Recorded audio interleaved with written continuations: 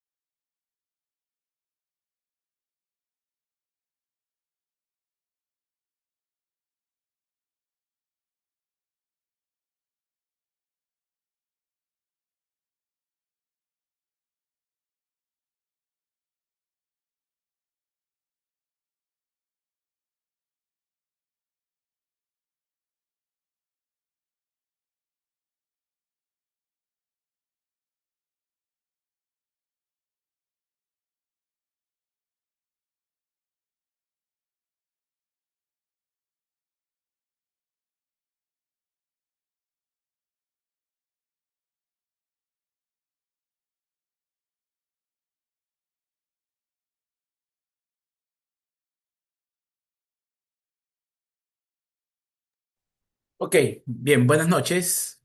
Nuevamente saludarlos, gracias por la puntualidad y la asistencia. Entonces, iniciamos nuestra última clase, nuestra última sesión de clases, ya para cerrar esta temática que hemos venido abordando de la auditoría tributaria.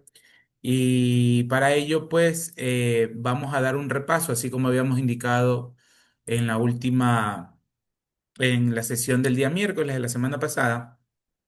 Habíamos indicado que íbamos a revisar un poco la temática que involucra al informe de cumplimiento tributario, que ya lo habíamos visto en las primeras semanas, ¿no? Que fue una revisión un poco más integral en ese tiempo, porque hablábamos precisamente de los fundamentos de la auditoría tributaria, ¿no? Entonces, bienvenidos nuevamente. Hola Antonella, ¿cómo le va? Buenas noches, mister. ¿Qué tal? ¿Cómo le va? No la vi ayer aprovecho además de saludarla, no la vi ayer en el seminario del Colegio de Contadores. Sí iba a ir, profe, pero estaba al tope con los proyectos. Me imagino, claro, igual ya esta semana viene examen. Ok, sí, sí, yo la vi inscrita, pero ya ayer que llevamos a cabo el seminario no la vi. Bueno, está bien, la prioridad es el estudio. Bueno, entonces, ay, perdón. Entonces, solo a manera de eh, para volver a que ustedes recuerden un poco de dónde surge el informe de cumplimiento tributario, porque como lo dije hace unos minutos, lo habíamos visto en las semanas iniciales de nuestro PAO. Entonces, un poco recordemos, destinemos unos 15 20 minutos a recordar estos principios fundamentales para ir de ahí irnos a la parte práctica del IST, para revisar un ICT. Entonces, ¿por qué es necesario realizar una auditoría de los estados financieros? Como ustedes saben, una auditoría de manera general es un proceso de control, ¿no? Es una herramienta que sirve para generar informes sobre un determinado asunto, ¿no? Hay auditorías financieras, hay auditorías tributarias, auditoría forense, ¿sí? Informática, etcétera, etcétera. Entonces, en ese sentido, pues, la parte financiera de una compañía que guarda mucha o tiene mucha, es un tema bastante delicado, guarda mucha reserva de información, es necesario pues obviamente realizar un control y para ello existen ciertas disposiciones que las compañías deben cumplir porque son decisiones emanadas por parte de la autoridad, en este caso no el Servicio de Rentas Internas, sino la Superintendencia de Compañías, que deben existir auditorías a los estados financieros, ¿sí? Entonces se parte de esa normativa no tributaria, obviamente llevada a cabo por una autoridad no tributaria, de hecho es una autoridad societaria, pero que establece ciertos lineamientos y ciertas condiciones para que estos estados financieros de las compañías se sometan a un examen especial, a una auditoría. Por obvias razones, pues no se puede bueno, iba a decir no se puede obligar, sí se puede obligar, porque si en la norma se establece que todas las compañías deben someterse a un proceso de auditoría de estados financieros, pues todas las deben cumplir.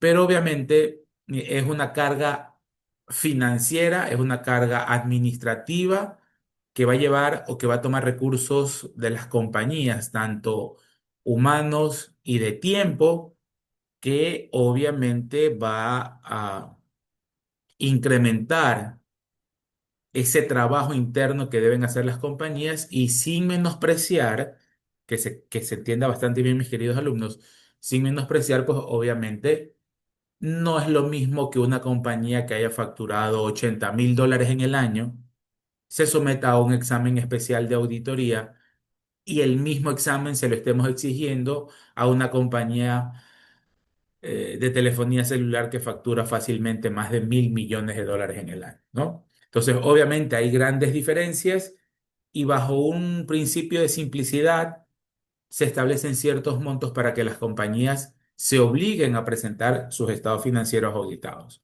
Entonces, ¿cuál es el objetivo de este proceso? Como dice la lámina, obtener una certeza razonable de que los estados financieros, ¿sí? En su conjunto, con un alto nivel de seguridad y suficiente evidencia para reducir el riesgo, estén libre de errores materiales, ya sea por fraude o error.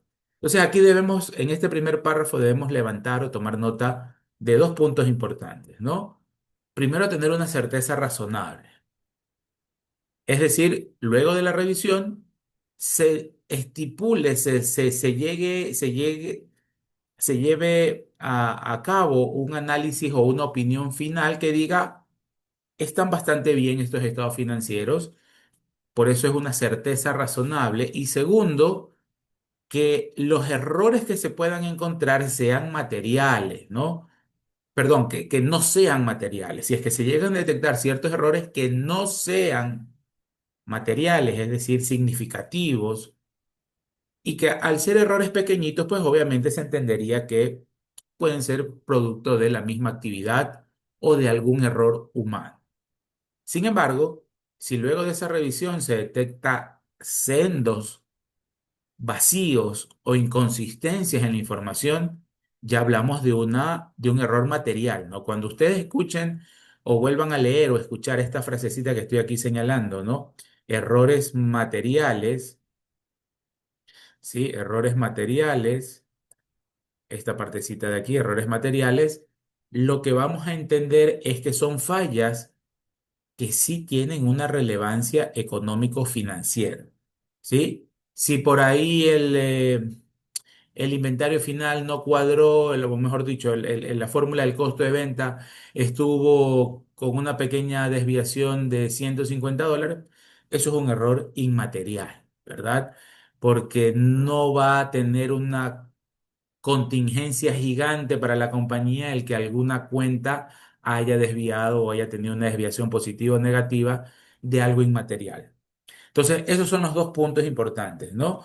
Que ese informe nos va a entregar una data, una opinión con una certeza razonable de que no existen errores materiales, ¿de acuerdo? Y que los errores, como dice al final la primera parte, pueden ser por fraude o error, ¿no? Si son por error, fácilmente los auditores o el equipo de auditoría fácilmente puede darse cuenta de que se ha tratado de un error y lo mismo si fuese por fraude, ¿no? Hay grandes esquemas de fraude financiero dentro de las compañías, hay estrategias que se pueden llevar a cabo que de poquito en poquito, de desarrollos pequeños y de fraudes pequeños, pues se va a ir haciendo una bolita de nieve y van a llegar a ser fraudes bastante importantes, ¿no? Y eso obviamente por falta de control. Uno de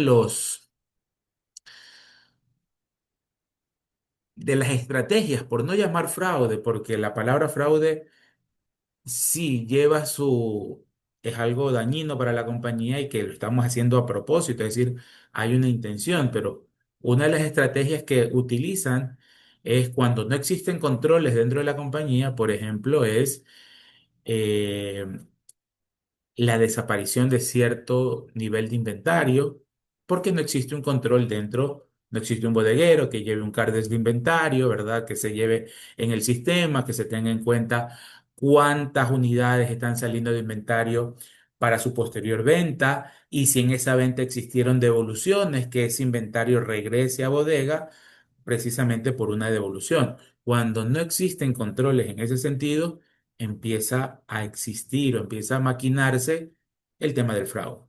Otra de las estrategias que se ha revisado, ojo, no a nivel tributario, que claro, también tiene incidencia en la parte tributaria es otra cosa, pero en la parte financiera de una compañía, un tema también de fraude, un esquema de fraude es el tema de la emisión de notas de crédito. ¿Sí? Yo le estoy vendiendo a la compañía Antonella en este rato $10.000 eh, y le ofrezco 30 días para el pago. Ella me paga también, eh, ella me paga también, me cancela a los 30 días, ¿sí? Pero, por ejemplo, por una estrategia de necesidad de flujo de la compañía, yo le digo a Antonella, mira Antonella, si me pagas de manera anticipada, te puedo dar un 5% de descuento. Antonella accede a esa promoción, al descuento, me paga Y yo lo que digo, puertas adentro, si no existen controles, es que Antonella no me pagó toda la factura. O si me la paga después de 45, 60 días, ingresa el dinero, no hay control, yo emito una nota de crédito, no se la hago llegar a Antonella y para los registros de la compañía yo vendí 10.000, pero hubo una nota de crédito de 2.000, entonces mis ingresos fueron 8.000. Entonces, que a veces, son esquemas que a veces pueden resultar bastante evidentes o bastante obvios, pero por la falta de control es que se llegan a suscitar este tipo de inconvenientes. Entonces, como pueden existir, no es que uno parte de la premisa de que siempre en una compañía va a existir algún problema, lo mismo a nivel tributario es necesario o resulta necesario en ciertos o bajo ciertas consideraciones realizar controles. Porque si bien es cierto, aquí no lo encontramos en los libros, ya un poco la experiencia del auditor se va dando cuenta que con este tipo de controles, lo que, más allá de que se lleguen a detectar fraudes o diferencias por error humano, más allá de eso, y que se pueda corregir contable y financieramente, y no hay afectación económica para la compañía, más allá de eso, más allá de eso, lo que debe pretenderse, ¿verdad? Al momento de hacer estos controles es generar riesgo. Y eso, por favor, tómenlo muy en cuenta, mis queridos alumnos. Esa generación de riesgo hace que de a poco se vayan corrigiendo esas inconsistencias, esos malos hábitos, esos malos procedimientos. Se vaya eliminando de a poco esa puesta en marcha de esas estrategias que socavan la rentabilidad de la compañía, que es lo mismo que ocurre a nivel tributario. Ustedes de pronto son muy chiquititos todavía, pero habrá sido por el 2014 o 15, la administración tributaria llevó a cabo un control masivo a doctores y abogados. A doctores por el hecho que no facturaban las consultas, los ingresos que tenían por consultas de sus pacientes, ¿sí? Y claro, ¿por qué tomó fuerza eso? Porque ustedes recuerden, desde el 2008 están los gastos personales y el rubro de salud siempre ha existido. Entonces, la economía ha ido creciendo desde aquel entonces, las personas, enhorabuena y gracias a Dios, han empezado a tener mayores ingresos lícitos y obviamente empezaban a declarar, y si ya voy a declarar tengo que pagar impuestos, pero tengo una herramienta que son los gastos personales que me ayuda a rebajar la base imponible, entonces empiezo a pedir facturas, y por ahí empezaron a salir ciertas denuncias que doctores no entregaban facturas, que los propietarios de inmuebles no entregaban factura en los alquileres, y se empezaron a hacer estos controles. A los propietarios de alquileres no tuvo mucha fuerza ese control, hay que ser honestos, no recuerdo las razones, pero sí se ejecutó e incluso con ruido a nivel de noticiarios, a nivel de programas de noticias, para que se genere riesgo. Y por ahí hubo un par de casos, tanto de doctores que no entregaban facturas, como de abogados que tenían más o menos el mismo comportamiento, no emitir facturas o tenían un patrimonio mucho más elevado de lo que sus ingresos eran reportados, y por ahí saltaron, y digo un par de casos, no específicamente dos, ¿no? Salieron algunos casos, tanto de doctores bastante conocidos y lo mismo de abogados, que la administración estuvo haciendo un control. Claro, en este caso un control tributario. Y eso que llevaba a la gente pues a tener un poquito ya más de recelo. Oye, mira, si lo notificaron al doctor Javier Ruiz, ¿no? Eminente cardiólogo de la ciudad, ¿no? ¿Qué no será a mí que soy un doctor mucho menos conocido? O incluso eso se regaba a las otras actividades, ¿no? Oye, si yo nada más brindo mi servicio de asesoría tributaria y soy chiquito, si a él lo han revisado, a mí también me van a revisar. Ese es un resultado post-tributario, o mejor dicho, post-control tributario, el generar ese riesgo. Entonces, lo mismo ocurre con una compañía. A la interna en la compañía, al momento que existen procesos de control, se va generando riesgo. Tanto así, mis queridos alumnos, no sé si ustedes conozcan, pero tanto así, yo sí conocí un par de casos que el equipo de auditoría interna o un auditor externo llegó hoy a la compañía, el miércoles, es decir, pasado mañana, ya estaban renunciando los asistentes contables, el contador, el gerente financiero. Entonces, si el río suena, es porque piedras trae, dice un viejo adagio popular, ¿no? Entonces, el tema de la auditoría va, o mejor dicho, uno de los objetivos de la auditoría va en ese rumbo, ¿de acuerdo? Entonces, recordando también, el objetivo de una auditoría es que le permita al auditor expresar una opinión sobre si esos estados financieros están preparados con todos sus aspectos significativos, de acuerdo con un marco de información financiera aplicable, ¿no?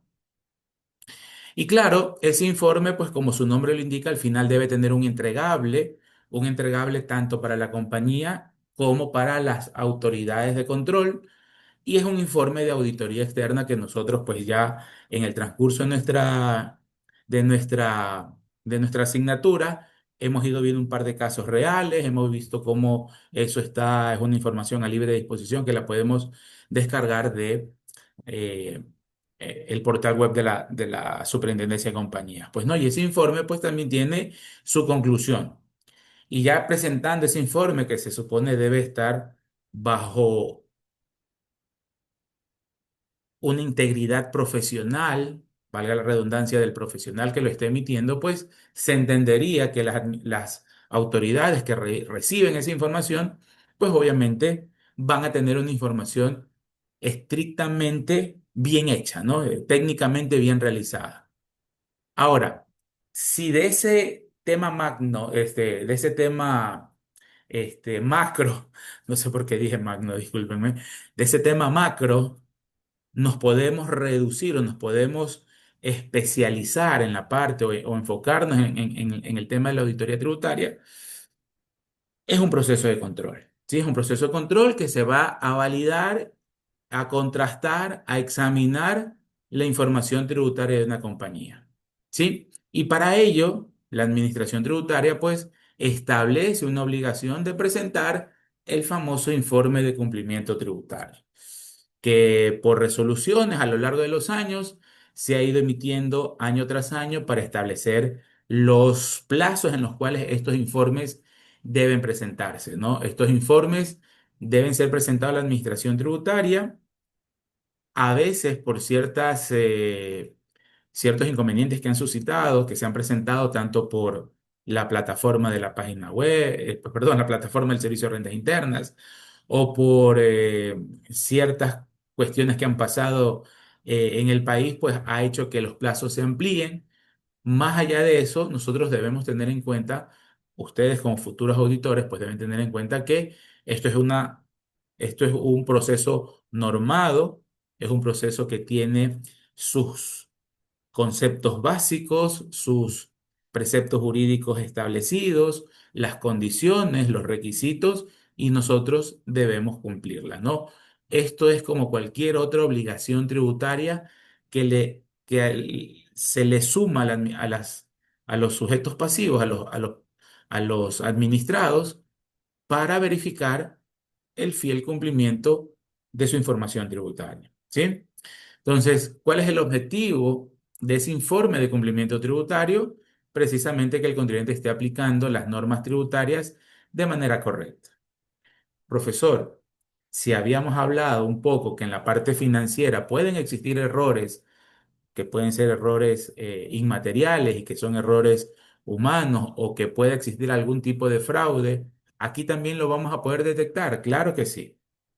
Sí, claro que sí. Yo he escuchado, compartiéndole un poco la experiencia ya de las firmas y de la atención a los contribuyentes, escuchamos a veces que existen a veces unos conceptos ahí medios mal fundados, en los cuales, por ejemplo, no, es que si existe una diferencia en el 104 con el 101 me van a abrir un proceso de auditoría y debe cuadrar al centavo el 104 con el 101. El deber ser es ese, pero pueden existir situaciones en las cuales pueda haberse dado o pueda haber resultado alguna pequeña diferencia en esas declaraciones. Puede ser que yo que tenga igual, de igual manera una diferencia entre el 104 y el ATS, y también hay el temor de que la administración va a abrir un proceso de control. En ciertos casos sí los va a abrir si es que esas diferencias son muy significativas, y adicional a ello, pues si es que hay un historial del contribuyente que precisamente va teniendo atrasos, va presentando inconsistencias en las declaraciones, y hasta pueden existir cierto tipo de denuncias. Pero ya el tema de un proceso de control por ese tipo de inconsistencias muy pequeñas que se pueden dar, no se suelen practicar, ¿verdad? Porque obviamente la administración debe tener, o mejor dicho, tiene recursos limitados en cuanto al personal para poder atender procesos de control más numerosos. Entonces, más allá de que puedan existir estos errores, ese informe de cumplimiento tributario es una herramienta, es una fuente de información importantísima para la administración tributaria, en el sentido de que un tercero, entiéndase un auditor externo, que bajo la misma premisa que les dije hace unos minutos, es un profesional íntegro, transparente, confiable, presente información que no le va a inducir a errores a la administración tributaria. Y ahí obviamente vamos a ver que se esté aplicando de manera correcta las normas tributarias, no necesariamente, ojo con lo que voy a decir, no necesariamente efectos de impuesto a la renta. El informe de cumplimiento tributario pues abarca también todos los impuestos que el contribuyente se haya visto sometido o sumergido en ese ejercicio fiscal, y también verificar las cargas tributarias, los hechos generadores que correspondan a esa realidad económica del contribuyente. ¿Sí? Entonces, ese informe de cumplimiento tributario, recordando, repito un poquito,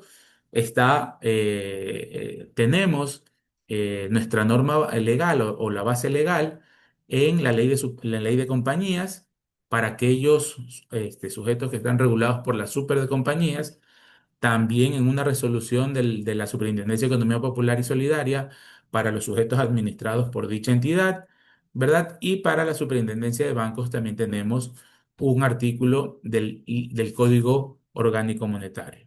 Entonces, bajo esas circunstancias, ¿verdad? Bajo esa normativa, y voy a dejar de compartir un ratito, bajo esas normativas se le exige a los obligados, a los sujetos pasivos, que presenten, en este caso, un informe de auditoría externa, ¿no?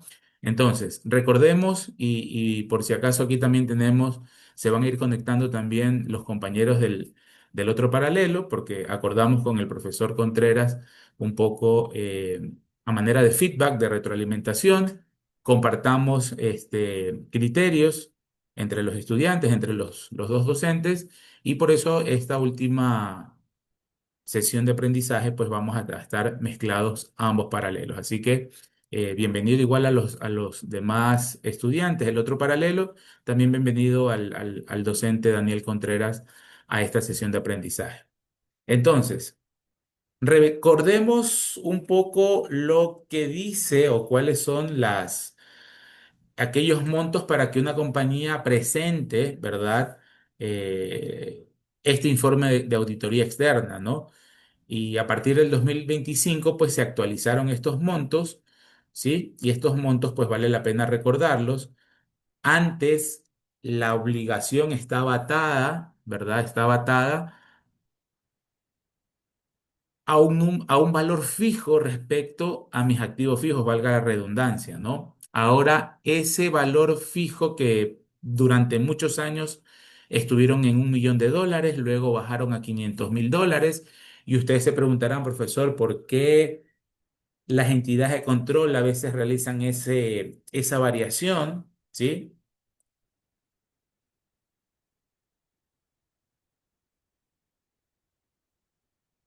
Ya le atiendo su consulta, estimada Mayerly, ¿sí? Ayer le he hecho una consulta por interno, ya le vamos a explicar. Eh, y un poco, pues, va esa variación de los valores y las obligaciones a presentar, pues un poco va en el tema de eh, ampliar la base de los sujetos obligados, básicamente, ¿no? Es decir, para tener mayor información sobre aquellas compañías que deban presentar sus informes auditados, sus estados financieros auditados, mejor dicho.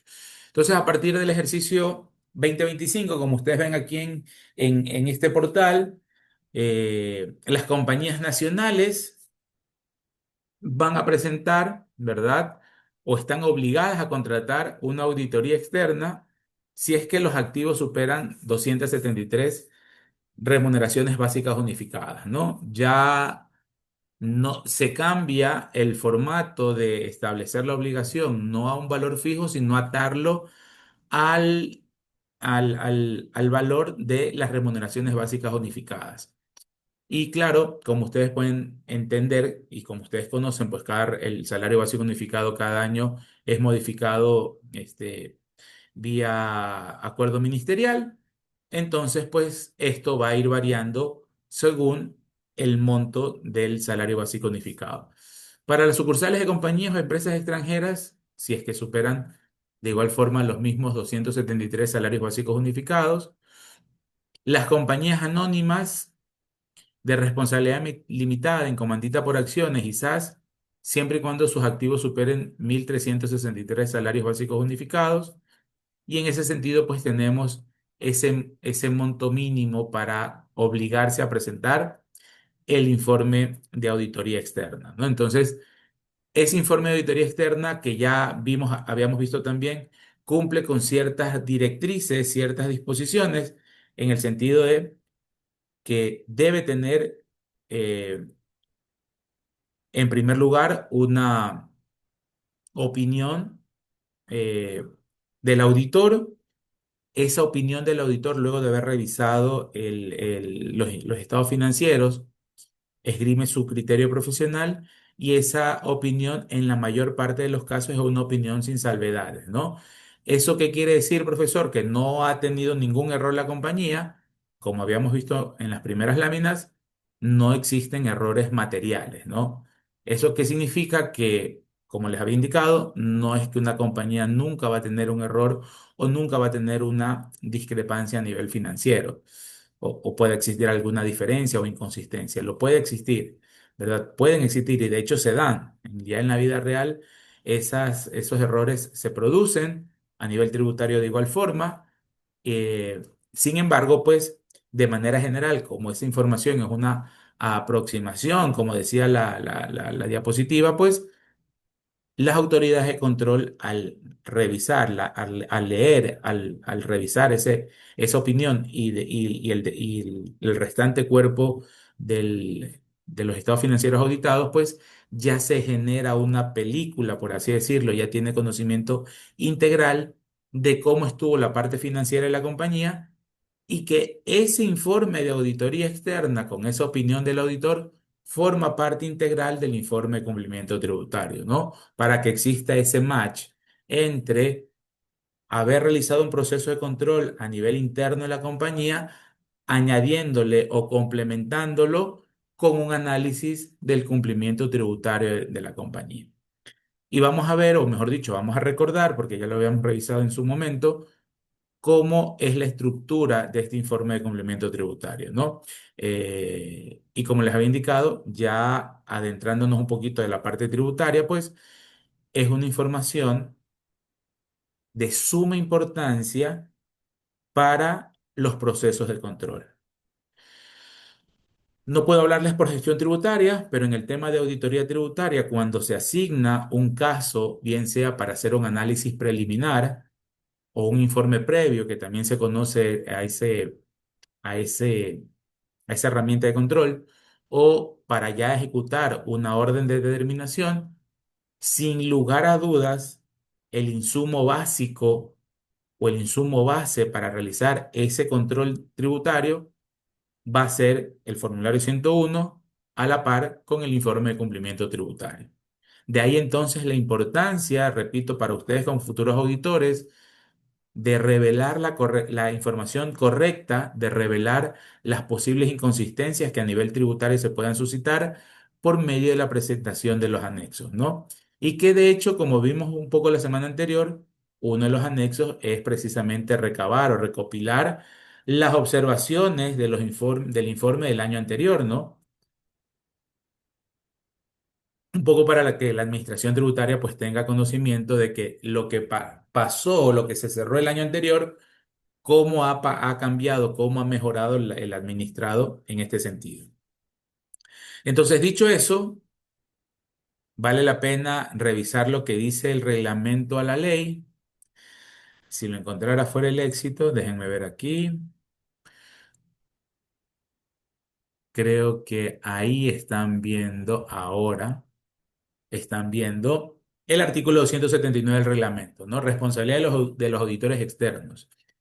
Los auditores están obligados, ¿sí? Noten la importancia de esa redacción, ¿no? Los auditores están auditados, ustedes, nosotros como auditores, estamos obligados, bajo juramento, a emitir una opinión sobre el cumplimiento de las normas legales y reglamentarias tributarias, así también, perdón, así como también de las resoluciones de carácter general y obligatorio emitidas por el director del Servicio de Rentas Internas para el ejercicio fiscal auditado, ya sea como contribuyentes o en su calidad de agentes de retención o percepción de los tributos.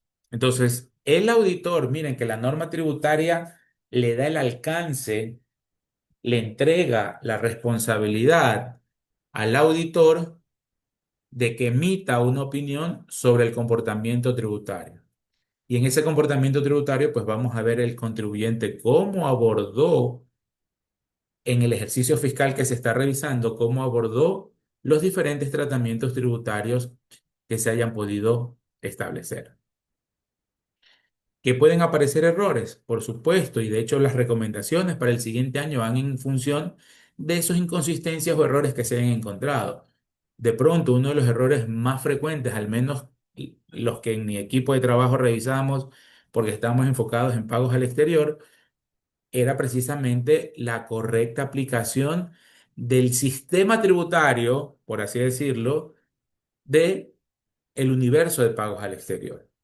Entonces, en las recomendaciones se indicaba de que se tuvo el certificado de residencia fiscal, pero con posterioridad a eh, con posterioridad a la transacción realizada con ese proveedor del exterior. Entonces, el auditor recomienda que previo al desarrollo o a la realización de esa actividad, ya debe constar, el contribuyente ecuatoriano ya debe contar con el certificado de residencia fiscal. ¿Sí?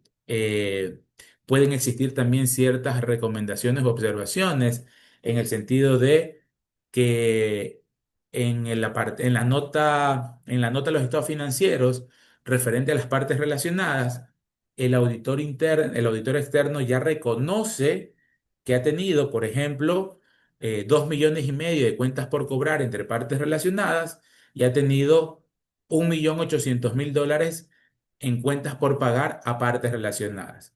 Sumando ambas cuentas, sin lugar a dudas, este contribuyente ya pasó los 3 millones de, de transacciones con partes relacionadas. En la sugerencia que se la puede observar en el informe de cumplimiento tributario, pues va a estar el que ese contribuyente ya tiene la obligación, o mejor dicho, le nace una nueva obligación tributaria, la cual es el anexo de operaciones con partes relacionadas. Entonces, como se puede lograr, se llega a tener este tipo de información, y por eso les decía, en este caso, ese auditor externo casi, casi que se convierte en un aliado para la administración tributaria, porque al presentar y haber prevalidado la información y el tratamiento tributario en todo el ejercicio fiscal, le da básicamente el super resumen a la administración tributaria de lo que sucedió, de qué es lo que se hizo y si se encontraron ciertas inconsistencias o contingencias y cómo fueron resueltas. Entonces ya la administración tiene esa información pulida, resumida, sobre la cual, si cree procedente, pues efectuará sus procesos de control respectivos. ¿Sí? Ahora, entonces, ¿qué nos llevamos aquí que debemos sacar a limpio? Que los auditores están obligados, ¿verdad? Bajo juramento a emitir su opinión sobre el tratamiento tributario. Básicamente es eso de ahí. Y para que este auditor pueda presentar esa información, pues mediante resolución, como le dije hace unos minutos, va a establecer quiénes están obligados a presentar el informe de cumplimiento tributario, va a definir el alcance de la revisión y va a definir el contenido de los anexos correspondientes y los famosos plazos para presentar el informe de cumplimiento tributario. ¿Sí? Entonces, en ese sentido, podemos recalcar la importancia que se tiene para este tema, ¿no? Y obviamente, si llegase a existir algún error por parte del auditor externo al momento de presentar este informe del cumplimiento tributario, las sanciones pues van establecidas o van dirigidas al auditor externo, ¿no? Entonces, le nace, o mejor dicho, tiene otra preocupación más el auditor para que su trabajo, apegando a su ética profesional, pues sea un trabajo realmente bien realizado, ¿no? Bien hecho, porque parte de esos errores que también pueda cometer el auditor, la administración tributaria emitirá las sanciones de ser procedentes, pues no. Ahora, ya me adelanté. El siguiente párrafo del artículo 297, 279 habla de que la opinión inexacta o infundada que el auditor externo emita en relación con lo establecido en este artículo lo hará responsable y dará ocasión para que el director solicite al organismo de control, según corresponda, la aplicación de la respectiva sanción por falta de idoneidad de sus funciones, sin perjuicio de las demás sanciones previstas en el Código Tributario, ¿no?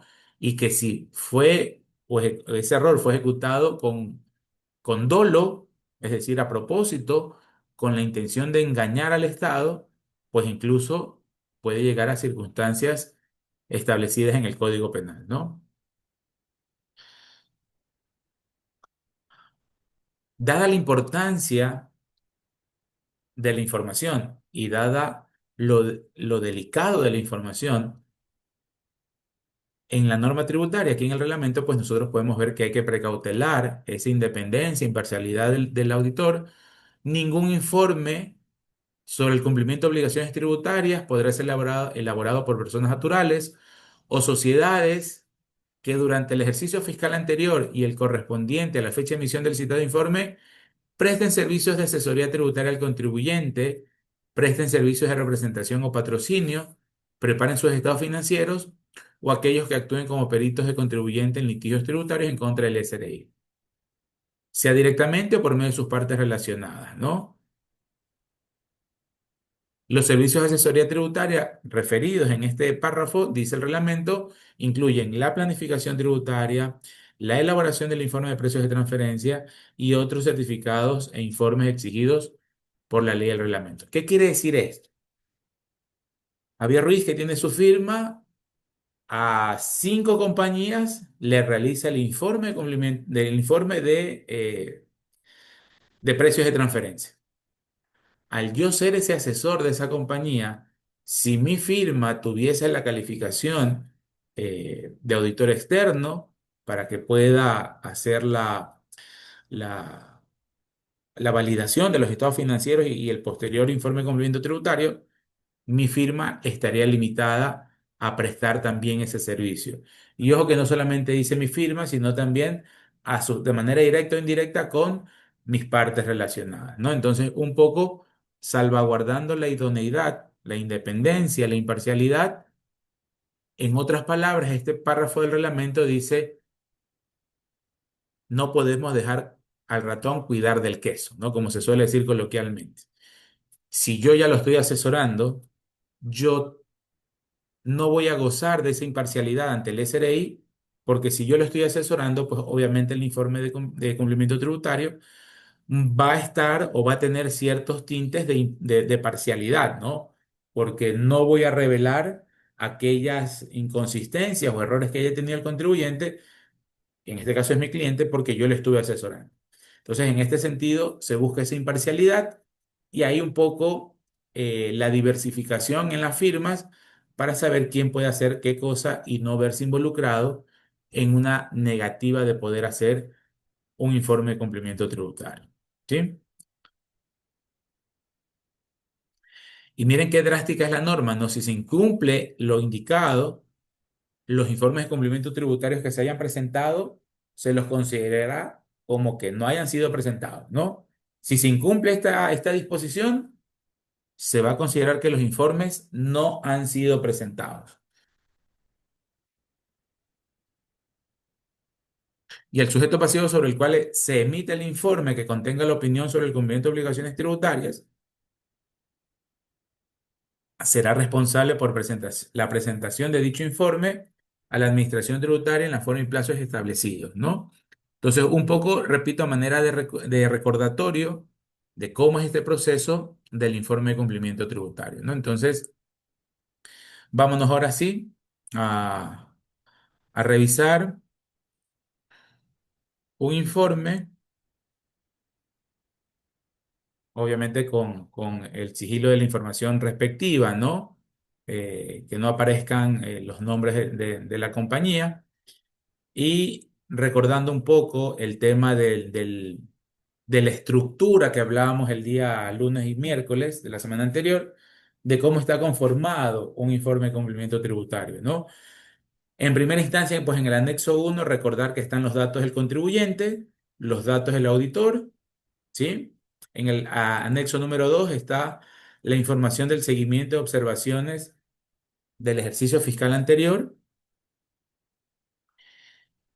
En el anexo 3 está la información del sistema contable informático que ha utilizado el contribuyente en ese ejercicio fiscal, ¿no?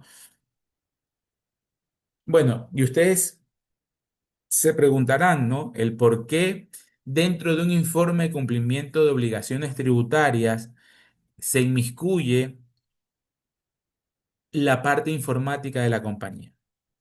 Como yo les había mencionado hace muchas semanas atrás, cuando la administración tributaria notifica un proceso de control tributario, en este caso una auditoría tributaria, se le emite ese proceso se inicia con la orden de determinación, ¿verdad? Asumamos que la orden de determinación para la compañía Antonella se la notificó el día de hoy, ¿sí?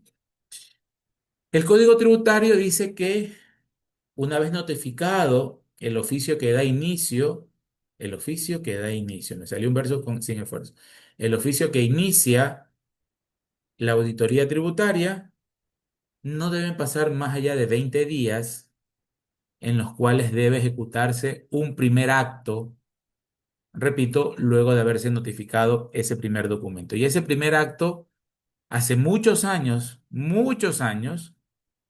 eso sí nunca se los conté, la administración tributaria notificaba hoy a la compañía de Antonella y el miércoles o jueves de esta semana, eh, notificaba un oficio informativo en el cual se le informaba, valga la redundancia, al sujeto pasivo, que la administración tributaria iba a tener en cuenta pues toda la información que constaba en las bases de datos de la administración, que iba a realizar cruces de terceros, ¿sí? Eh, Esos terceros podrían ser otras compañías o contribuyentes y también entidades del Estado, ¿no? Otras entidades de control u organismos del Estado. Y la administración decía, bueno, ya cumplimos con lo que dice el código, dentro de los primeros 20 días ya se emitió un acto, pero por ahí, y como también les he venido diciendo, ¿no? Mm, No hay que convencer a la administración tributaria, porque la administración tributaria va a tener un criterio preestablecido en ciertos casos. A quien debemos convencer técnicamente es al juez, ¿no? Porque tenemos esa última instancia de defensa. Precisamente en esa instancia, en algunos casos de auditoría, los contribuyentes exponían que el caso debía caerse precisamente por incumplimiento de los plazos establecidos en el Código Tributario. Es decir, pasaron los 11 meses, 12 meses que demoraba o que dura la auditoría tributaria y que todo ese proceso carecía de validez jurídica porque la administración tributaria en los 20 primeros días no había ejecutado ningún acto. ¿Sí? Entonces era la pelea de una parte versus el criterio de la otra, ¿no? Entonces la administración tributaria indicaba, en fiel cumplimiento con lo que dice el Código Tributario, se emitió este documento, ¿verdad? Donde se le avisaba, se le informaba al contribuyente qué información iba a tener a la mano la administración para ver el cumplimiento tributario de ese ejercicio económico. Y un par de jueces hubo un par de fallos a favor de los contribuyentes en los cuales los jueces le dieron la razón al contribuyente, porque a criterio del juez se indicaba que el que se haya emitido un oficio informativo de paso no constituye en una ejecución de un acto como tal. Y por eso los casos se perdieron, se cayeron en tribunales, como se suele decir en el argot jurídico. Entonces, producto de esos problemitas, ya la administración tributaria sigue emitiendo ese documento, tengo entendido que hasta ahora lo sigue emitiendo, un poco por transparentar el proceso y también para que el contribuyente en su momento no alegue indefensión y vaya donde el juez a decirle, oiga, yo no sabía que la administración tributaria me iba a cruzar información con el IES, pues, ¿no? O que la administración tributaria le iba a pedir información a mis proveedores. Si me están auditando a mí, ¿qué tiene que estarle preguntando el SRI a mis proveedores? ¿O qué tiene que estarle preguntando el SRI al IES, al municipio, etcétera, etcétera, ¿no? Entonces, también para que no exista esa controversia en cuanto a indefensión, la administración tributaria igual notifica ese documento, pero ya ha tenido la precaución de emitir también ese acto, el cual es la visita, la comparecencia de la administración tributaria a las dependencias del contribuyente para presentar al equipo, para poner o explicar cómo se va a realizar el procedimiento, más que nada en los contribuyentes eh, que se le está realizando una auditoría tributaria por primera vez. Y también en esa misma visita se ejecuta algo que tenga trascendencia, por así decirlo, y es el desarrollo de un cuestionario, tanto para la parte administrativa de conocimiento del negocio y un cuestionario a nivel del sistema informático. De ahí, haciéndole todo este preámbulo un poquito extenso para llegar a la explicación del porqué de este anexo 3 de establecer una información del sistema tributario, ¿no? Recuerden también por qué se produce esto. El auditor va ahora en mayo de este año a presentar el informe de cumplimiento tributario del 2025. El SRI no es que finalizando el 2026 le va a abrir una auditoría del 2025 a esa compañía. No. Recuerden, ¿no? Que tenemos 4 años para que opere la caducidad a la facultad de la determinación, de la facultad determinativa. Entonces, rentas no es que el 2026 le va a abrir el 2025, le está abriendo en el 2028 mínimo. Y si a veces no nos recordamos lo que hicimos la semana pasada o hace un par de meses, ¿cómo nos vamos a acordar el criterio que utilizó la compañía hace 3 años, el abordaje tributario de la compañía hace 3 años, etcétera, etcétera, ¿no? Entonces, para también que no existan ese tipo de inconsistencias o inconvenientes, quede plasmado en el informe de complemento tributario cuál fue el sistema contable informático que utilizó para que de abrirse una auditoría tributaria, cuando va en esa primera visita de conocimiento del negocio, el auditor informático, que el SRI también tiene auditores informáticos, revisa la información. Y claro, lo que 3 o 4 años después, que ya se está visitando personalmente y se obtiene la información, pues debería cuadrar con lo que 3 o 4 años atrás se presentó por medio del informe de cumplimiento tributario. Entonces, un poco en ese sentido va ese anexo, ¿no? O la importancia de ese anexo. Del anexo 4 pues son los datos de la declaración del impuesto a la renta, eh, donde vamos a ver eh, un detalle de los casilleros utilizados, de los montos declarados y también datos de la contabilidad. ¿Para qué se tiene esto? Este anexo 4 pues, debe cuadrar, ahí sí, al centavo, como se suele indicar, con el formulario 101 que se haya presentado en su momento. Entonces, Si se empiezan a detectar inconsistencias entre esa información, ya la Administración Tributaria va tomando nota durante el proceso de control. En el anexo 5, por su parte, va el detalle de ingresos exentos y cómo fueron conciliados por parte del contribuyente, ¿no? Recuerden, ingresos exentos está en el artículo 9 de la Ley de Régimen Tributario Interno y si bien es cierto, no todos vayamos a tener algún ingreso exento, pues en algún momento podamos llegar a tenerlo y de ser así, pues se lo detalla, si es que estoy obligado a presentar el informe complemento tributario, lo detallamos en el anexo 5. ¿Qué más? En el anexo 6, las diferencias permanentes respecto a los gastos no deducibles locales y del exterior. Se da un detalle a su máxima expresión de cuáles han sido esos gastos no deducibles locales, ¿no? Un poco de la experiencia, lo que se ha revisado previamente en este anexo 6, importante, importante, porque como les había mencionado, que ya en esa primera visita también se hace un requerimiento de información, a más del cuestionario que se lleva a cabo de conocimiento del negocio, se hace un pequeño requerimiento donde se va a pedir información del sistema contable, va a pedir cierta información de los mayores proveedores de ese año, un listado de los mayores clientes de ese año, como para abrir un poco el paraguas y si es que llegase a existir ese caso, vaya a derivarse a nivel judicial, ya ahora sí la administración le vaya a decir al juez, mira, dentro de los 20 días se hicimos esto, se llenó un formulario, la parte contable, la parte informática, y aparte se solicitó esta información. Es decir, dentro de los 20 días ya la administración tributaria empezó a trabajar como tal en la auditoría.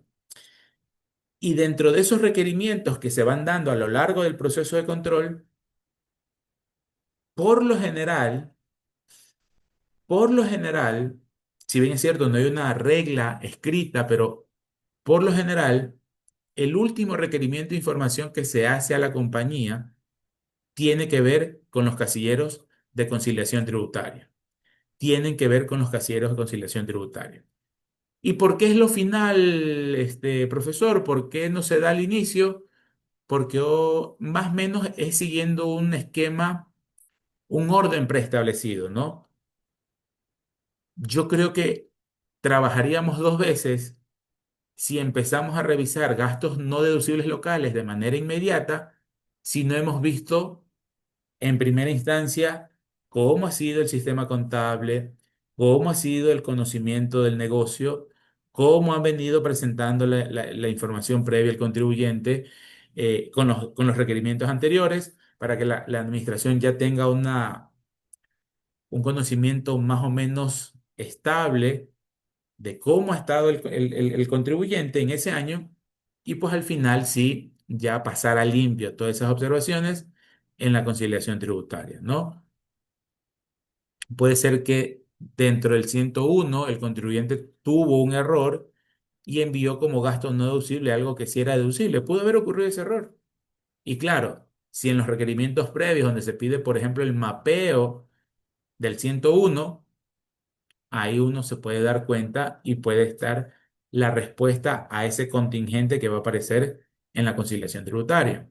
Entonces, por eso un poco al final de los procesos se suele pedir información de toda la conciliación tributaria, entre ellos, obviamente, los gastos no deducibles locales y del exterior, en el caso que aplique, los gastos incurridos para generar ingresos exentos del impuesto a la renta, las deducciones adicionales, ¿no? Las famosas gastos incrementales o gastos deducibles incrementales. Esas deducciones adicionales, pues recuerden, un poco lo hemos visto. Podemos hablar ahí el tema de, de la contratación de mujeres, de la contratación de personas con discapacidad en más de un 30%, de la compra o adquisición de activos fijos que sirvan para mejorar la producción y que tengan una relación amigable con el medio ambiente, etcétera, etcétera, ¿no? Hay una variada gama de deducciones adicionales. ¿Y por qué o cuál la importancia de agregarle un anexo entero al tema de las deducciones adicionales? Recordemos, ¿no? En el ejemplo primero que les puse, si una compañía a partir del 2024 eh, contrata a una mujer por una creación de nueva plaza de trabajo, a más del sueldo y salario que es deducible per se, siempre que esté aportado al IES, etcétera, etcétera, ¿no? Los beneficios sociales de esa nueva empleada, que son deducibles per se y que van a estar en la parte superior del formulario, en la parte contable, se goza o se puede gozar de un beneficio adicional de hasta el 140% de esa remuneración que se está pagando, esos sueldos y salarios y beneficios sociales a esa empleada. Entonces, claro, es un dato bastante bueno, ¿no? Porque si, para poner números redondos, si le estamos pagando $100.000 entre sueldos y salarios y beneficios a esa empleada nueva por un nuevo puesto de trabajo, ojo, por un nuevo puesto de trabajo, yo voy a tener $100.000 de gastos deducibles arriba que me afectan a la base contable, a la utilidad contable, perdón, y aparte yo voy a tener $140.000, el 140%, $140.000 en el casillero 810 de la conciliación tributaria, que son los beneficios adicionales. Entonces, es un beneficio que tiene un enfoque o tiene una implicación a nivel conciliatorio. Tiene efectos conciliatorios, no me salía la palabra. Y el hecho de que tenga efectos conciliatorios, pues, me significa o le significa al contribuyente que me va a disminuir de manera directa la base imponible tributaria y voy a pagar menos impuestos. Entonces, ese anexo 7 nos da mucho detalle respecto a estos beneficios adicionales. De ahí el anexo 8 nos habla de las diferencias temporarias, que aquí es donde entra el tema de impuestos diferidos, para que la administración conozca de mano del propio contribuyente cómo fue o cuál fue la generación o reverso de esos impuestos diferidos, ¿no? Que si es que en el caso que aplique en ese ejercicio fiscal, ¿sí? Eh, en el anexo 9 tenemos específicamente las deducciones adicionales laborales, ¿sí? En el anexo 7 están las otras deducciones adicionales, como les hablaba de la compra o la adquisición de activos fijos productivos amigables con el ambiente, por ejemplo. De ahí el artículo, perdón, el anexo 11, ¿sí? El anexo 10 detalla el anticipo de impuesto a la renta. Sabemos que ya ahora el anticipo de impuesto a la renta es voluntario, no muchos contribuyentes lo utilizan. El anexo 11 nos habla de las compras con empresas inexistentes o fantasmas. El anexo 12, el anexo 12 relacionados a los activos financieros por créditos incobrables. El anexo 13, depreciación de activos, ¿sí? Depreciación de propia planta y equipo. El anexo 14, relacionado con el impuesto a la salida de divisas. El anexo 15, operaciones con el exterior. Y aquí vemos un mapeo interesante, ¿no? De lo que se debe reportar. Tiene también su importancia el tema de pagos al exterior porque estamos tratando con un no residente, ¿no? Básicamente. Y ese no residente, pues, va a estar sujeto a las normas de su propio país. En ese pago al exterior también hay que considerar si ese no residente tiene su residencia tributaria en un paraíso fiscal, que ya sabemos que cambia el procedimiento tributario en ese sentido. También en este pagos al exterior tenemos el involucramiento del primer punto que habla ahí, ¿no? ¿Qué pasa si ese no residente está domiciliado en un país con el cual Ecuador tiene firmado un convenio para evitar la doble imposición? Que en la mayor parte de los casos, como ya también vimos en su momento ejemplos de aplicación de, de, de la aplicación de los convenios, cuando vimos pagos al exterior, un poco es importante porque a veces los convenios se establecen que en Ecuador no se somete a imposición ese pago al exterior. Entonces, el Estado ecuatoriano queda sin recaudar un pago hacia el exterior de fuente ecuatoriana, ¿no? Entonces, es importante que se detalle aquí esa información adicional para que la Administración Tributaria conozca cómo Ruiz S.A. abordó tributariamente ese pago al exterior, ¿no? Y ahí era un poco las consideraciones o las observaciones que les decía hace algunos minutos de que en las recomendaciones está o se pueden encontrar recomendaciones de que no se había solicitado el certificado de residencia fiscal previo al pago al pago hacia el exterior, ¿no? Entre otras. Sí, y de ahí el anexo 16 y 17 tiene que ver con el sector extractivo. Y bueno, dicho eso entonces un poco lo que estábamos revisando también el miércoles.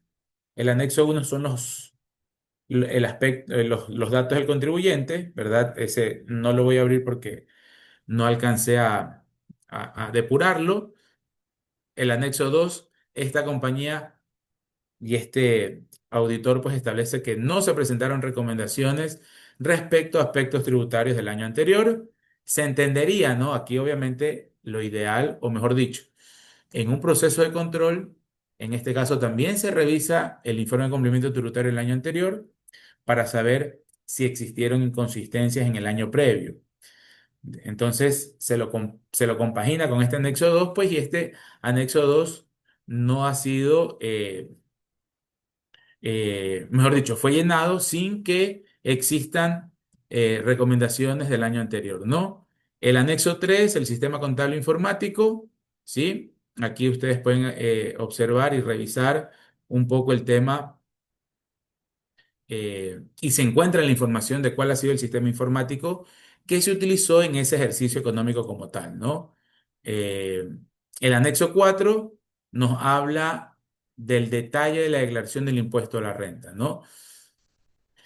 Recordemos que ese formulario 101 guarda información o contiene información en su primera parte de los estados financieros de la compañía, ¿no? Está el balance general en primer lugar y posterior a ello, pues, el estado de resultados.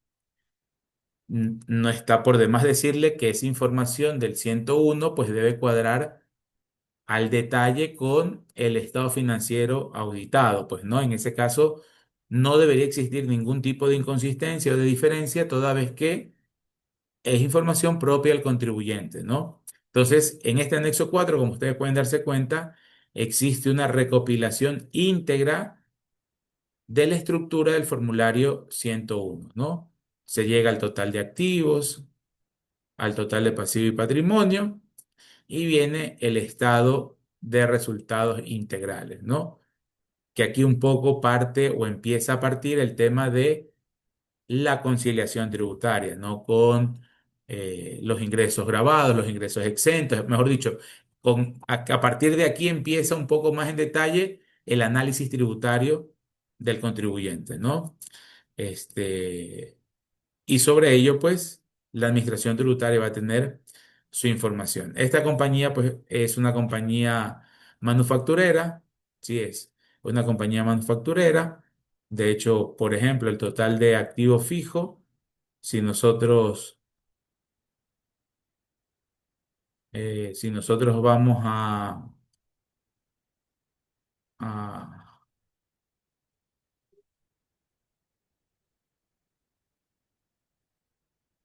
aquí vemos, ¿no? 15 millones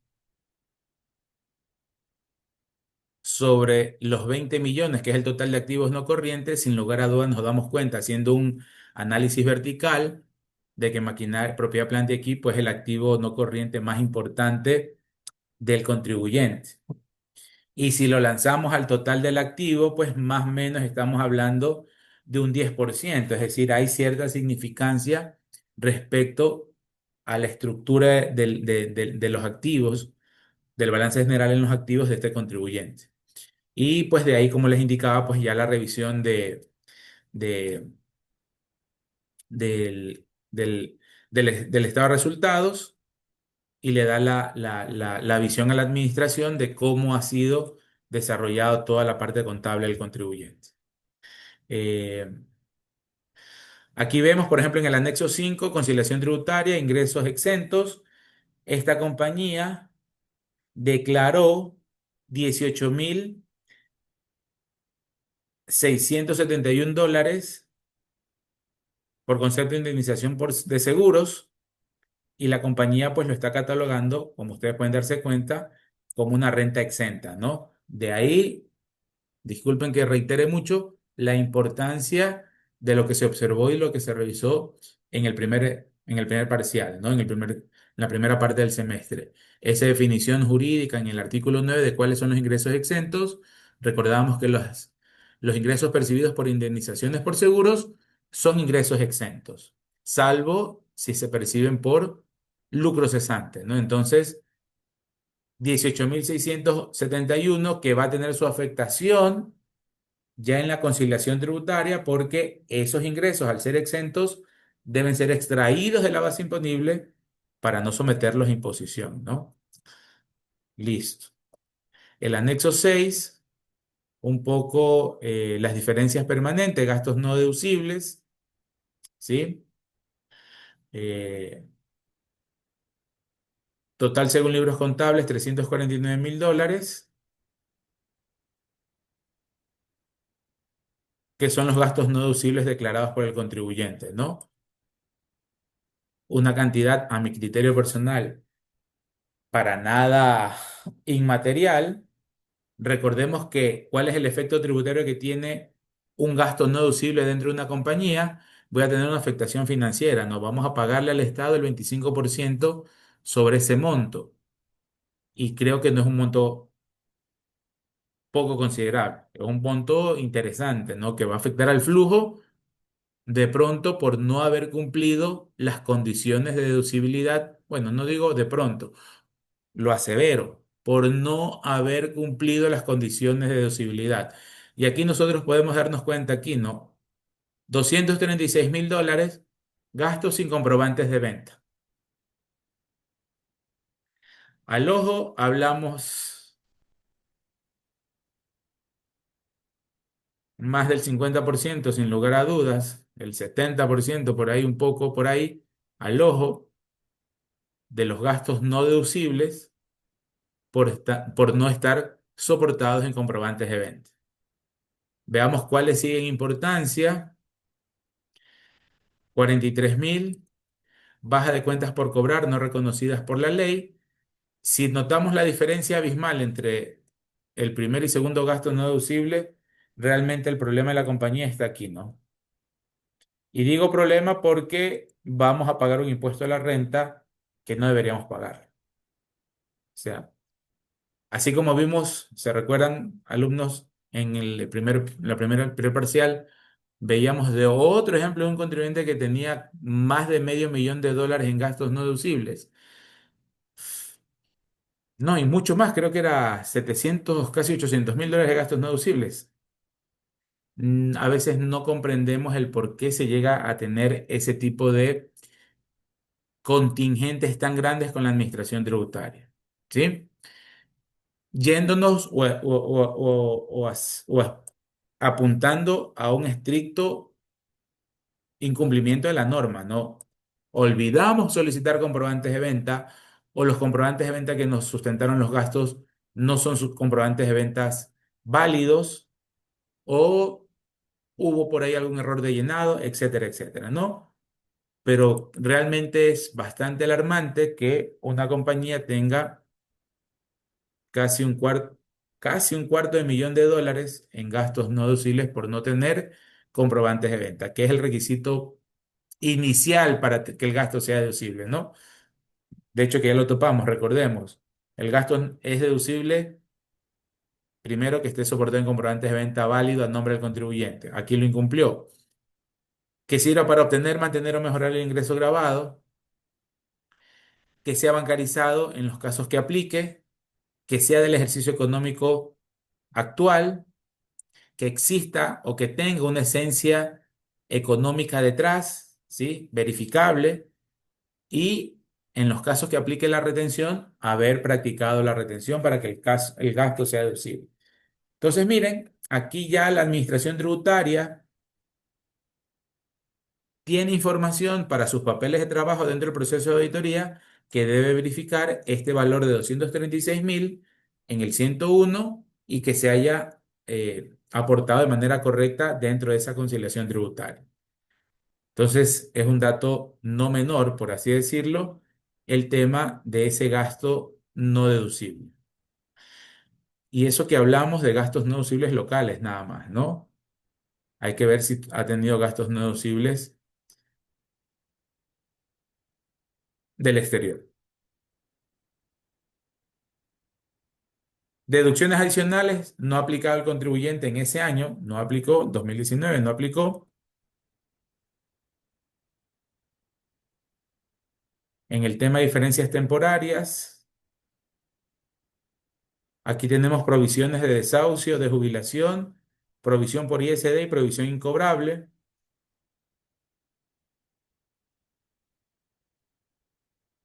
¿sí?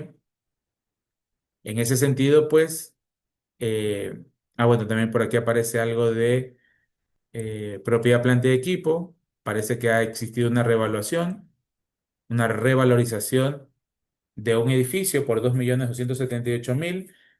Recordemos que esa revalorización de activos es un gasto no deducible. La depreciación sobre esa revalorización de activos no es deducible, ¿no? En el anexo 9, un vistazo a las deducciones laborales. Esta empresa dice que no aplicó ninguna deducción laboral, no se acogió a ese beneficio tributario.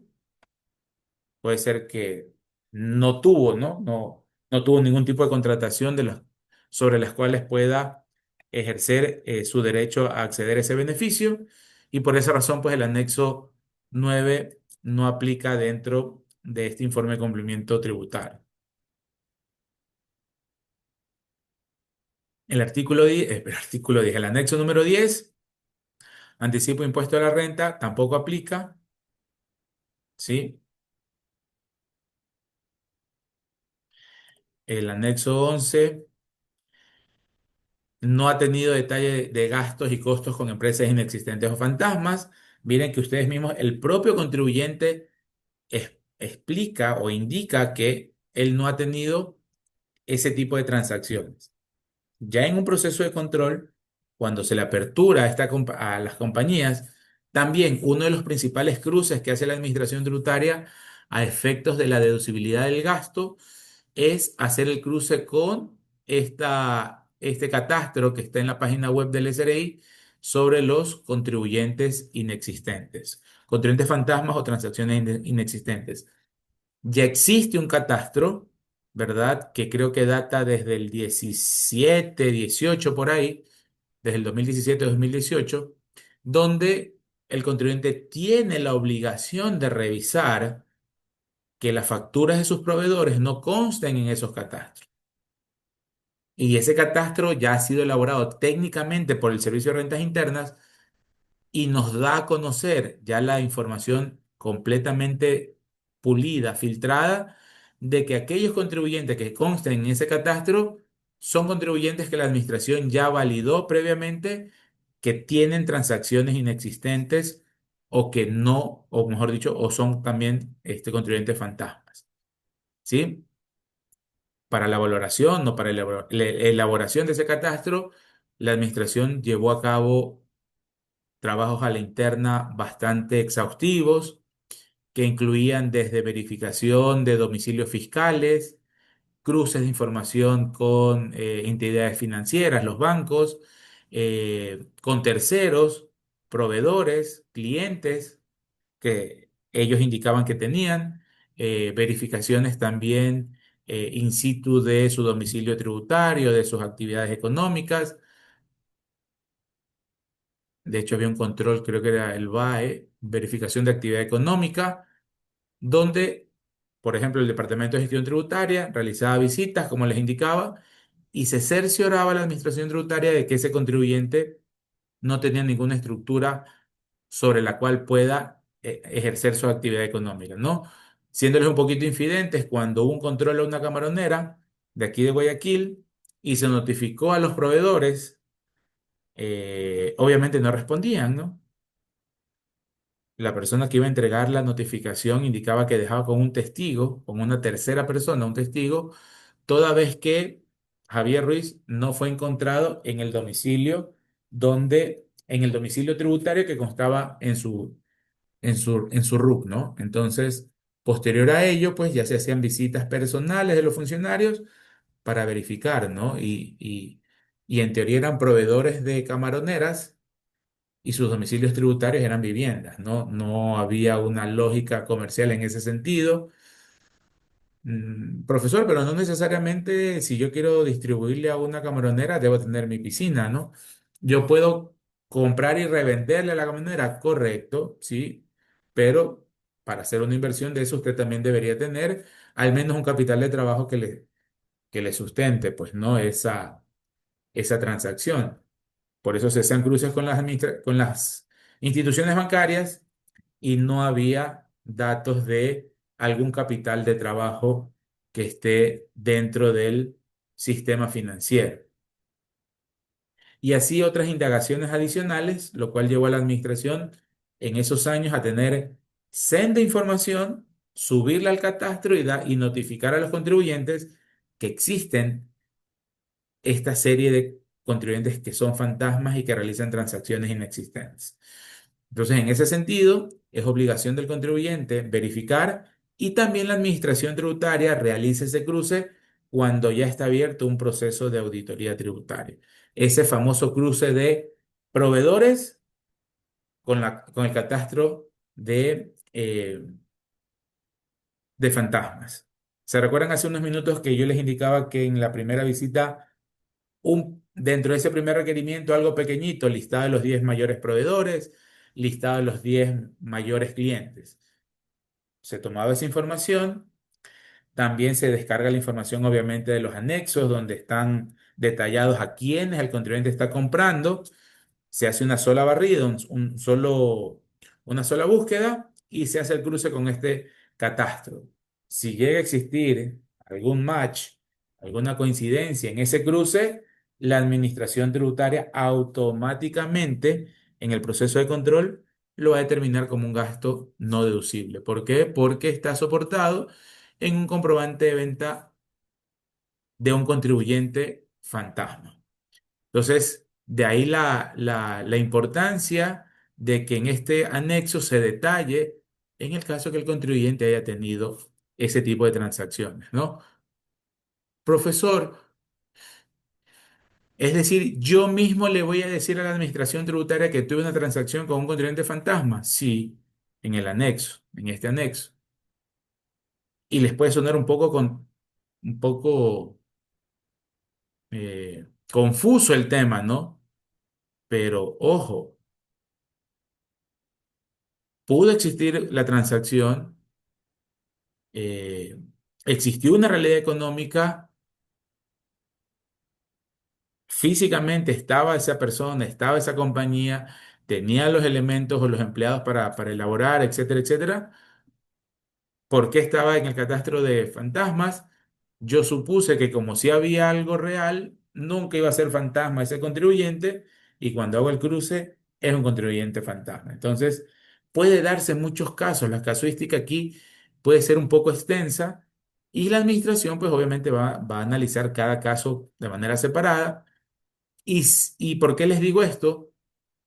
Porque una vez que existía esta preocupación, y los contribuyentes informaban a la administración, oiga, yo le estoy comprando a Javier Ruiz y Javier Ruiz, hay una realidad económica, tiene su oficina. Por ejemplo, estos proveedores de camaroneras que vendían 10 toneladas de camarones.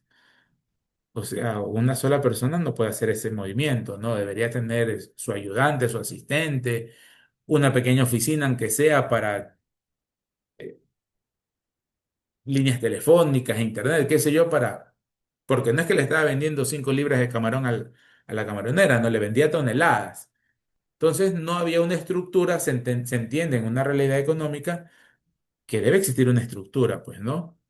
Es como que de aquí a mañana yo llegue a tener 120 clientes de hacer informes de precios de transferencia. ¿Los puedo hacer yo solito? Sí.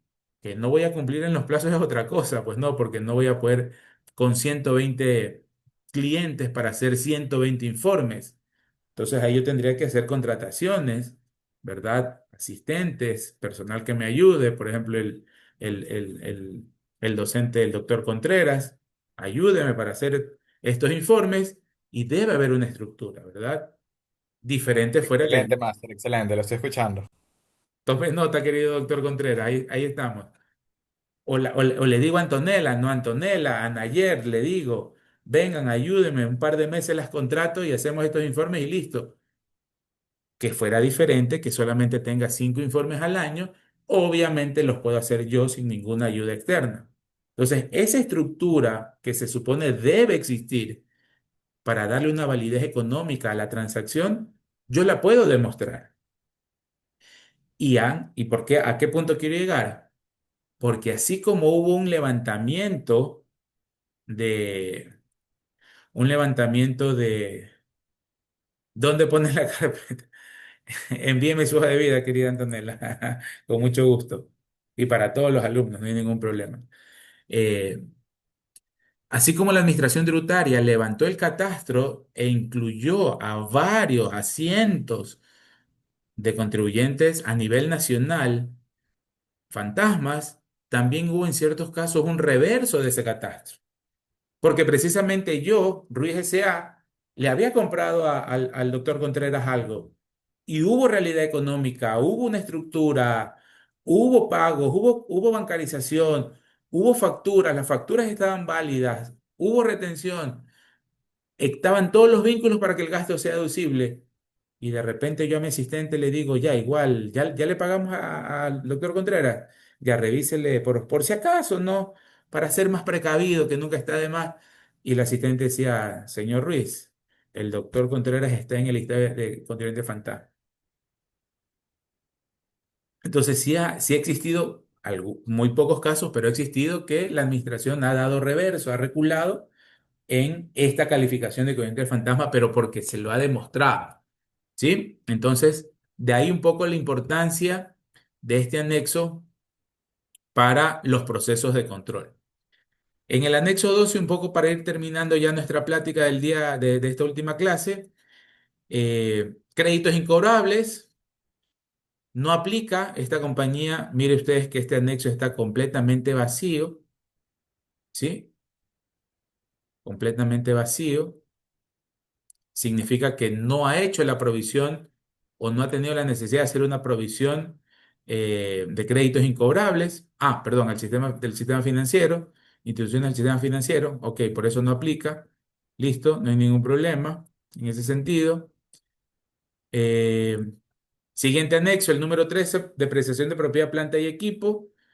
Como ustedes pueden dar un vistazo bastante general, se debe detallar el tipo de propiedad, la forma o el método de valoración, el nombre de la cuenta y el saldo al 31 de diciembre del año auditado, ¿no? Aquí tendríamos 14,9 millones, ¿sí?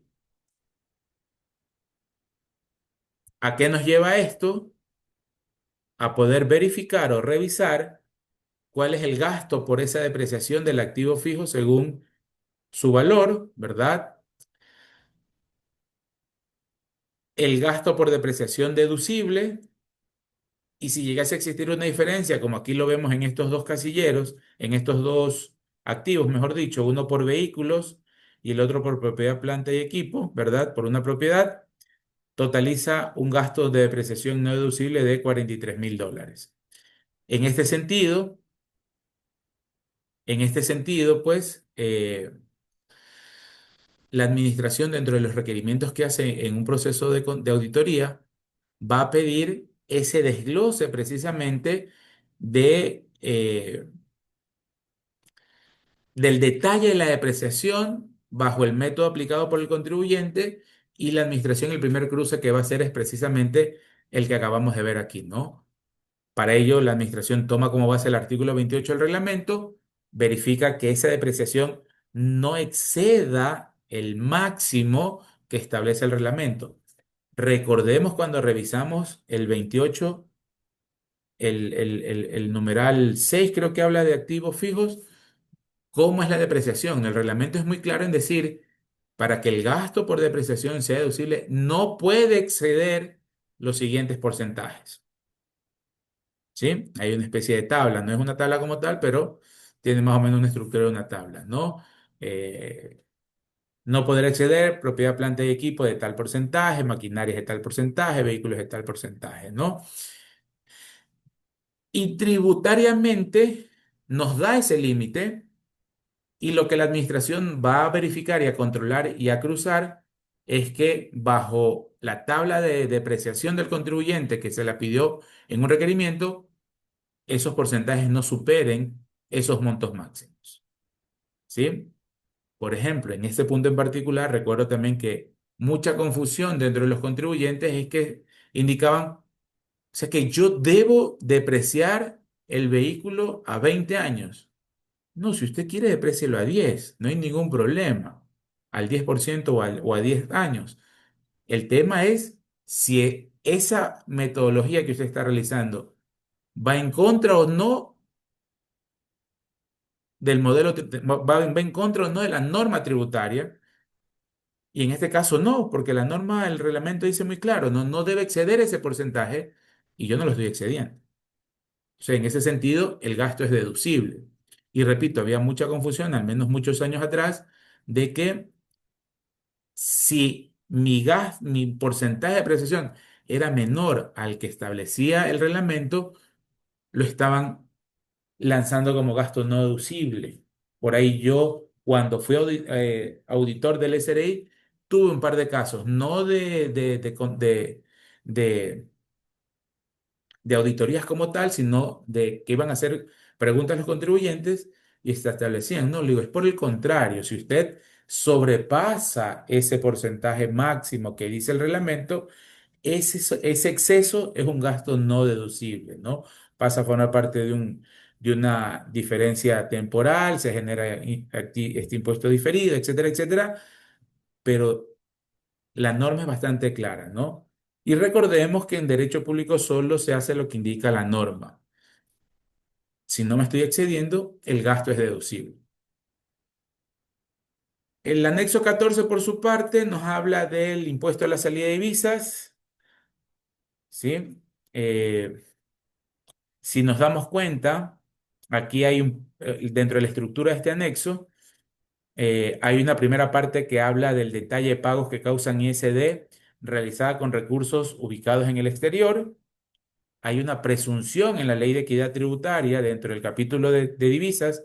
Hay una presunción de que si cualquier contribuyente haga un pago al exterior, pero producto de una cuenta que yo tengo domiciliada en el exterior, se presume un ISD en ese sentido. También se presume un ISD cuando, pero aquí con un tema de temporalidad, cuando yo exporto o nosotros exportamos, se supone que el de afuera nos debe pagar, ¿no? Se supone que nos debe pagar. Puede ser que parte de ese pago nos lo hagan a esa cuenta del exterior y parte nos los hagan a la cuenta local. Entonces ahí también va a haber, por presunción, un impuesto a la salida de divisas por el concepto de divisas no retornadas al país en exportaciones de bienes o servicios. Entonces, según lo que indica esta compañía,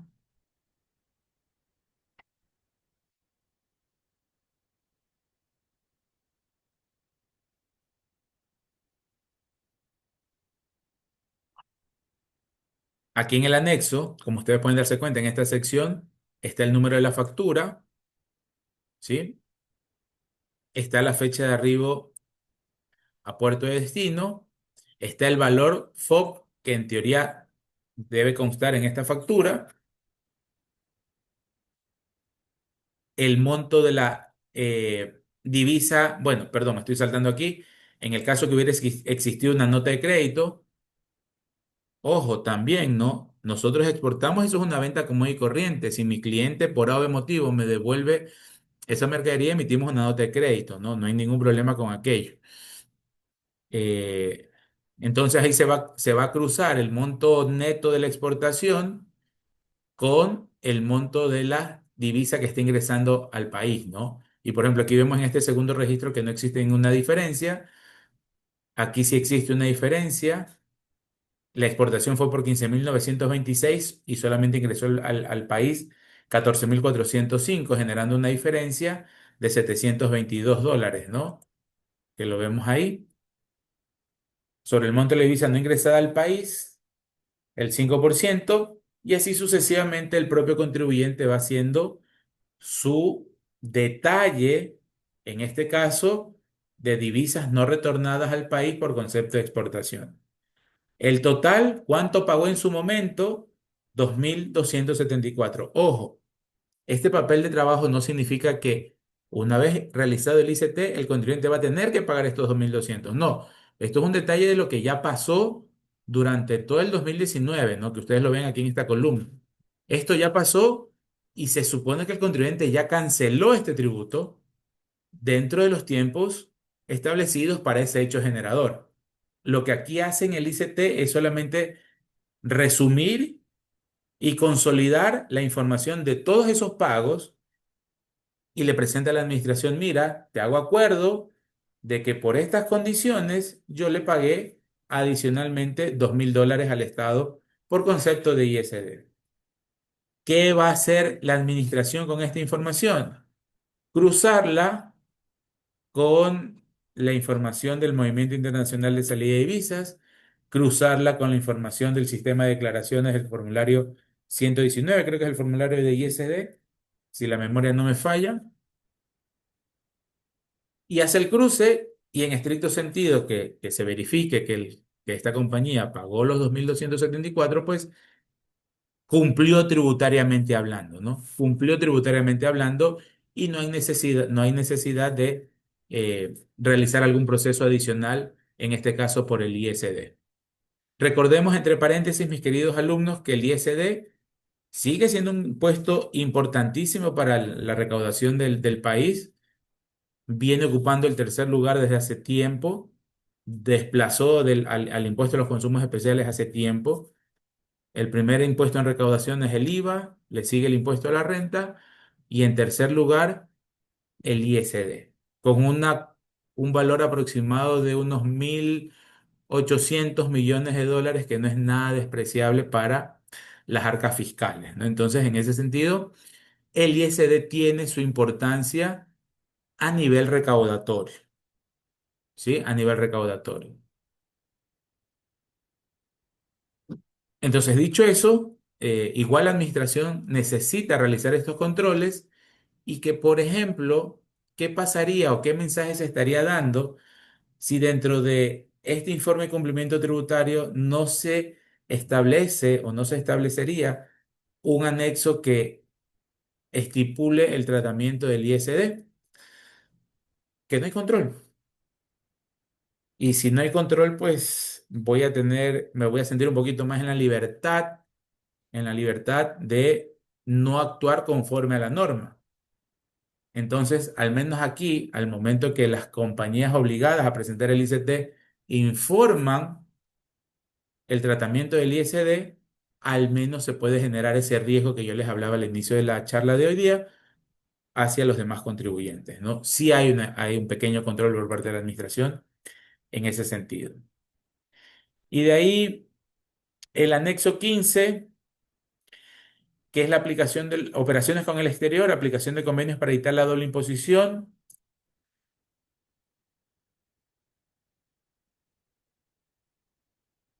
Donde se especifica lo siguiente, ¿no? Detalle de transacciones, ingresos, egresos donde se aplicaron convenios para evitar la doble imposición. No aplica, dice el anexo. Se da, se da a entender de que la compañía no aplicó convenios, lo que no significaría que no haya hecho pagos al exterior, ¿sí? No tuvo créditos o pagos de intereses al exterior. no tuvo tampoco ingresos provenientes del exterior, ¿sí? Y en ese sentido, pues como ustedes ven, en este anexo no hay información para analizar. Sin embargo, ¿cuál es el propósito de tener este anexo? Primero, la información, como ustedes se dan cuenta, de con qué contribuyente o qué proveedor o qué cliente se ha tenido transacción en el exterior. Más que nada, este par de casilleros es muy relevante para la administración tributaria. País de residencia fiscal para saber si no ha tenido transacciones con paraísos fiscales y saber si es parte relacionada o no para saber si en esa valoración de las transacciones se cumplió con el principio de plena competencia. Entonces, en ese sentido, va un poco la importancia de este anexo. Eh, si obviamente no tuvo transacciones con convenios, pues no va a detallar los beneficios a los que se haya acogido. Eh, Tampoco hay servicios contratados con el exterior. Tampoco ha hecho reembolsos por pagos al exterior. Y como ya habíamos visto, no hay ningún pago de intereses o derivados financieros hacia el exterior, ¿no? Y por último, la compañía no ha tenido ingresos del exterior, eh, recordando, queridos alumnos, como vimos en las láminas hace mucho tiempo, si yo percibo ingresos desde el exterior, cualquier contribuyente, persona natural o sociedad, ese ingreso forma parte de mi renta global, punto número uno. Profesor, ¿por qué forma parte de mi renta global? Porque los criterios de sujeción fiscal que están recogidos en la ley de régimen tributario interno guardan relación con los dos criterios mundialmente aceptados, fuente y residencia. Entonces, al Estado ecuatoriano nosotros le vamos a declarar y pagar el impuesto a la renta por los ingresos que percibimos dentro de nuestro territorio ecuatoriano y también por los percibidos como residentes ecuatorianos de haber recibido ingresos en el exterior. Dicho eso, sí hubo un corte temporal, recuerden cuando veíamos ese tema, hasta el 2021, si nosotros percibimos ingresos en el exterior, sujetos a imposición en ese país de afuera, nosotros traíamos esas rentas acá y eran rentas exentas. Y como tal, lo detallábamos en los casilleros de rentas exentas y por obvias razones también en esta parte del anexo. Pero a partir del 2022 cambia de manera interesante el tratamiento de esas rentas que percibamos en el exterior. Ahora pasan a formar parte de la renta gravada, pero ese impuesto que nosotros pagamos afuera, nosotros aquí lo vamos a considerar como un crédito fiscal, como un crédito tributario.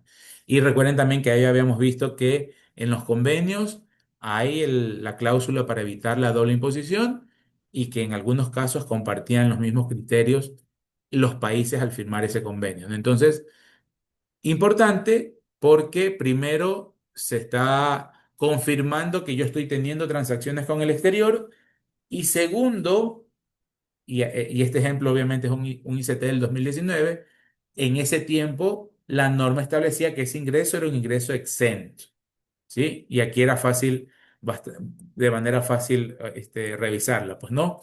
País con el cual se obtuvo los ingresos, una descripción detallada del ingreso, una exportación de mis servicios, por ejemplo, ¿sí? Y si es que se sometió a retención o no ese porcentaje, ese ingreso allá en el exterior, cosa que aquí yo lo traía como ingreso exento, ¿sí? Entonces, de esta forma, mis queridos alumnos, terminar el anexo 16 y 17, que es petrolero el 16 y 17 es minero, para esta compañía no aplica porque esta compañía tiene o realiza sus actividades económicas en otra industria que no guarda relación con la extractiva. ¿Sí? Dicho eso, entonces, mis queridos alumnos, les pido me regalen un par de segunditos, ¿sí? Un par de segunditos. Voy a platicar con el profesor Contreras y regreso enseguida, ¿ok? Un momentito, por favor.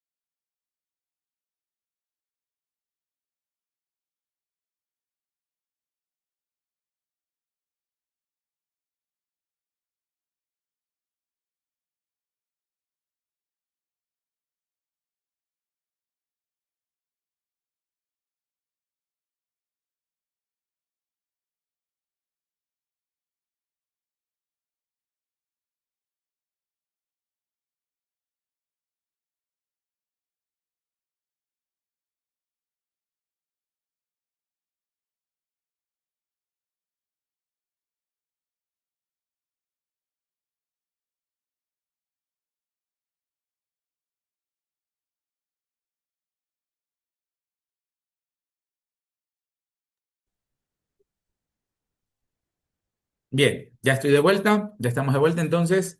Bueno, eso, mis queridos alumnos, dicho y revisado todo lo que hemos visto hasta ahora, el examen del día jueves va a constar de dos ejercicios. Un ejercicio de una conciliación tributaria, la aplicación de los casilleros de conciliación. Así que repasen por favor artículo 46 del reglamento, eh, para que recuerden cómo es la composición de la conciliación. Revisen los ejercicios que hicimos en clase, por un lado, y por otro lado, eh, el segundo ejercicio de la parte práctica, solo va a ser práctica la evaluación, no va a tener temas conceptuales o temas teóricos. La segunda parte va a ser de lo que hemos revisado del informe de cumplimiento tributario, la aplicación de los anexos, ¿verdad? En el tema, por ejemplo, de ingresos exentos e ingresos grabados, sacar la proporción, eso va en tal anexo y ustedes van con las fórmulas que están estipuladas en el anexo a calcular y a llenar esos casilleros, ¿no? Entonces, en ese sentido va a estar la evaluación para el día jueves a las 2 de la tarde. Punto número uno. Punto número dos, eh,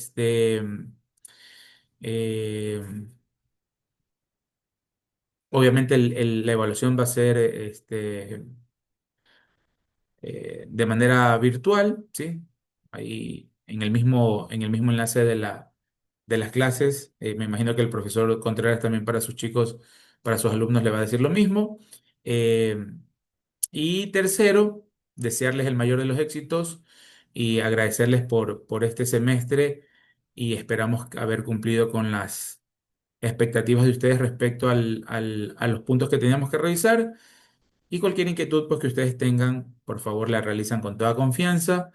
eh, y les deseamos el mayor de los éxitos en lo que resta de su carrera universitaria, para no en muchos meses poder llamarnos colegas auditores, ¿verdad? Entonces, denle con todo, mis queridos alumnos, sigan estudiando muchísimo, hay que seguir preparándose, la vida es bastante dura y una de las claves está en la preparación, ¿no? No dejen de estudiar, no dejen de revisar, no dejen de estar al día en la parte tributaria. Hay muchos cambios temporales, y es necesario que ustedes estén bastante vigilantes respecto a los cambios en la norma tributaria. Entonces, dicho eso, pues, si tienen alguna inquietud o consulta, por favor, de lo que hemos revisado, la realizan. Y si no hay, pues daríamos por terminada nuestra sesión, reiterándoles mis mejores deseos para ustedes, también para el profesor Contreras y sus alumnos, y agradecerles a ustedes también por la paciencia y por la atención en todas estas sesiones de clases, ¿sí? Les cedo la palabra si alguien quiere realizar alguna consulta, por favor, preguntas, dudas.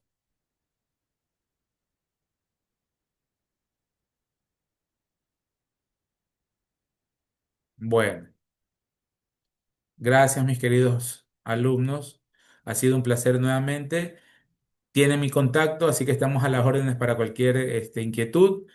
Cuídense mucho y nos estamos viendo el día jueves a las 14 horas entonces. Pasen bonito, ¿ok? Un abrazo para todos.